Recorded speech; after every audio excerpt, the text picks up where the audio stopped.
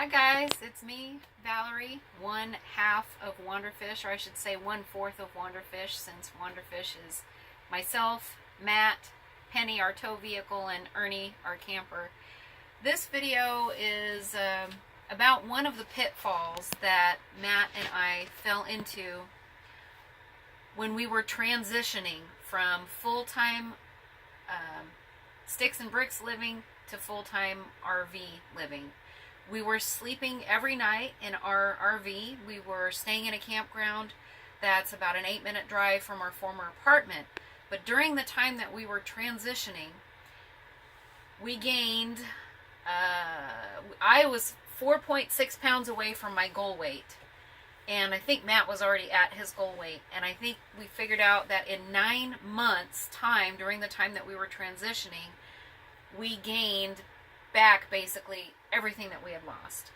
And transitioning, I think, is the hardest part. I wouldn't say rush it. I think we took a year to do it, but the part that was really hard was having basically 2 different places to maintain, and especially when you start selling your stuff through Facebook Marketplace or eBay or Craigslist or however you do it. When you start selling stuff, if you're selling locally, you're going to have people that want to meet you and come pick up stuff.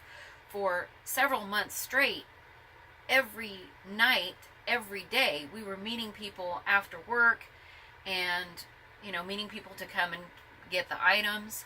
And it got to the point where it was just so easy to just go out to eat. And then, you go out to eat and then you stop counting your calories and you stop ordering from the light menu, you stop splitting meals. And then it kind of spiraled even more out of control, because then once we were earning, then we were doing a lot of traveling right off the bat. Well, then we were on vacation, and how do you not splurge when you're on vacation? And one of our favorite things to do is find the local mom and pop donut shop and go get some fresh donuts every morning that we're on vacation. And then we tell ourselves, well, we're on vacation. When we get back home into real life, we'll get back on it. And it's just like you start to spiral down the drain. And the thing is that the reason why we're doing this video is because we want to tell you that you can live in a tiny space just like you do in your house. We're back on it. We've been back on it since the beginning of this year. And you meal prep just like you do in a sticks and bricks house. You may have less counter space, which we obviously do. We have another video coming up that's going to show you just how much square footage 126 square feet of living space is. But it is possible. So you just do a day meal prep just like we did before, and get your butt to the gym. And on that note, on a happy note, I have something awesome to share. I joined a challenge called Run the Year, and the challenge is to run 2,019 miles in the year 2019. And when I first joined, I was joining because I was trying to find something that would help motivate me to keep moving, basically. Because if you do the challenge every single day, then you need to run about an average of 5.5 miles a day to meet that goal. Well, I'm ahead of that goal. Today's day 67 of 2019, and I should be at 368.5 miles. And today I hit the 500-mile mark. I knew it was coming. I've been keeping track. And I was thinking about making this video today because I'm excited. I'm happy that I hit the 500-mile mark. But there's always that little voice in your head that kind of beats you up a little bit. And I was thinking about what I'm going to say. And when I was putting my shoes on at the gym, after I was getting ready to come back home, I was thinking to myself, when I was a kid, I was never really fat, but I was not athletic. So I was always the last one to get picked to be on someone's team when the teacher said, this student gets to pick. I was the last one because people know I have no basketball skills, no volleyball, no baseball. I don't know anything about sports. I'm just not athletic. And while I was thinking this and talking myself down, a woman walked into the gym. I've seen her work out there, and she looks like she's a marathon runner. She doesn't have an ounce of fat on her at all. She's just really lean, and she runs on the treadmill every morning. And she came into the locker room, like it specifically turned to talk to me as I'm putting my shoes on, and she said, "Hey, I just want to let you know that I see you here every morning, and I see how hard you work, and I just want to say I think you should be really proud of yourself because you're working so hard."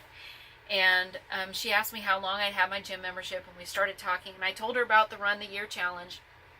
And as I was talking to her, I started thinking about just on this year, just for this year, January 1st, I was like, okay, I want to get like 6 miles, 7 miles, and I remember thinking I'm never going to hit 7 miles. And then I remember thinking I'm never going to hit 7.5 miles. And I started thinking while I'm talking to her that this is my 10th day in a row, 10th workout in a row, where I've hit 8 miles or better. And I would have never dreamed I could have hit 8 miles at all. Today, I ran 8.5 miles. Now, it's not easy. I'm killing myself.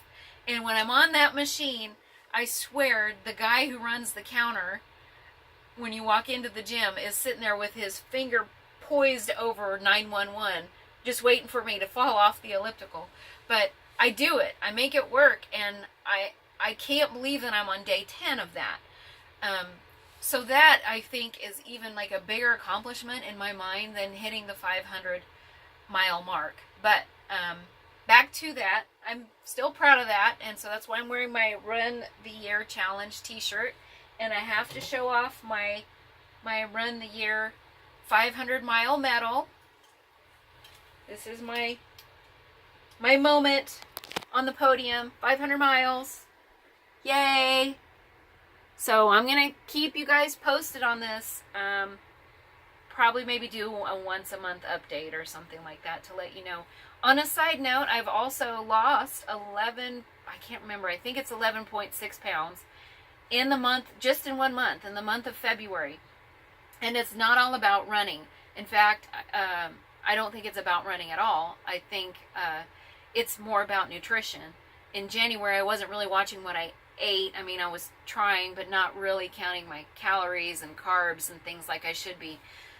This month, I changed it up and I started focusing on higher protein, higher fiber, and higher healthy fats, and low carb, low sugar. I'm eating the foods that I like. I'm eating when I'm hungry.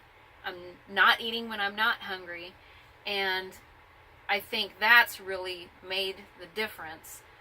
And the fact that we're back into the meal prep and we don't eat out. I mean, right now I know my limitations and I cannot behave when we eat out. So it's definitely more about nutrition than it is about running, but I'm sure that the running definitely helps. It's kind of feeds into itself. So anyway, I just wanted to share with you guys. Thanks for watching this self-indulgent video. Bye.